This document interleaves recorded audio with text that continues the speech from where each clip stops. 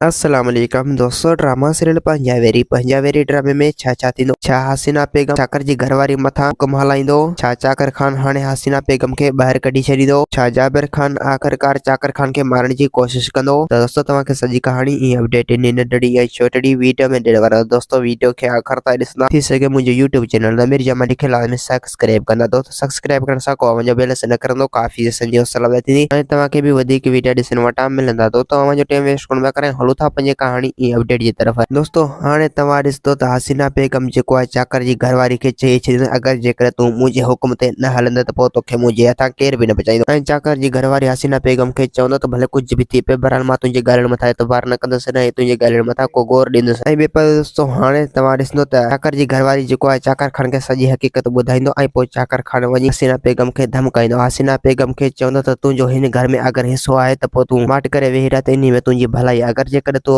न कई त पोइ तोखे मुंहिंजे हथ केर बि न बचाईंदो ऐं तोखे हमेशह हमेशह लाइ पोइ हिन घर सां तड़ियो वेंदो। हसीना बेगम चवंदो त चाकर पुट मूं तुंहिंजी घरवारी खे कुझु बि न आहे चयो, बहरहाल हू तोखे छा बि चवे इन सां मुंहिंजो को बि तालुक न आहे। छो मां चाहियां थो त हमेशह हमेशह तव्हां ख़ुशि हुजो ऐं ख़ुशी माणींदो हुजो। ऐं ॿिए पासे दोस्तों हाणे तव्हां ॾिसंदो त जाबिर खान जेको आहे उहो हसीना बेगम खे इतला करे छॾींदो तोखां जल्द जेतिरो थी सघे तूं इन चाकर खान खे ज़हर ॾेई मारे छॾ। अगरि जेकर तूं चाकर खान खे ज़हर न ॾींदो त पोइ हू हमेशह हमेशह लाइ असांजो दुश्मन थी पवंदो ऐं पोइ हू असांखे मारे छॾींदो। हसीना बेगम चवंदो त पंहिंजी तरफ़ खां पूरी कोशिश कंदुसि, बहरहाल मूंखां इहो कमु कॾहिं बि न थींदो, इहो कमु तव्हां वरी कंदो। जाबिर खान चवंदो त हेॾे मां इन कम में लॻो पिया ऐं हेॾे तूं बि लॻ। अगरि जेकर असां ॿिन्हिनि जे रुख में कंहिंखे चढ़ी वियो त पोइ हेॾे तूं हुनखे लटा ऐं हेॾे मां लेटा था। मतिलबु त अगरि जेकर तव्हांजे रुख चढ़ी वियो त पोइ तव्हां हुनखे लेटायो, अगरि मुंहिंजे रुख चढ़ी वियो त पोइ मां उनखे लेटाईंदुसि। ऐं ॿिए पासे दोस्तों हाणे तव्हां ॾिसो सिकू जेको आहे हैदर खे सम्झाईंदो। हैदर खे चवंदो त तुंहिंजो भलो इन में त तूं इन जाबिर खान सां अॼुकल्ह घुम न। अगरि जेकर तूं जाबिर खान सां दोस्ती वधाई त तोखे हुनजे हथां केर बि न बचाईंदो। दोस्तों उम्मीद है कहानी आई हूंदी, पसंदि असांखे ॾींदा हाणे इजाज़त, वरी तव्हां सां मिलंदासीं कि नई वीडियो में। ख़ुदा हाफ़िज़।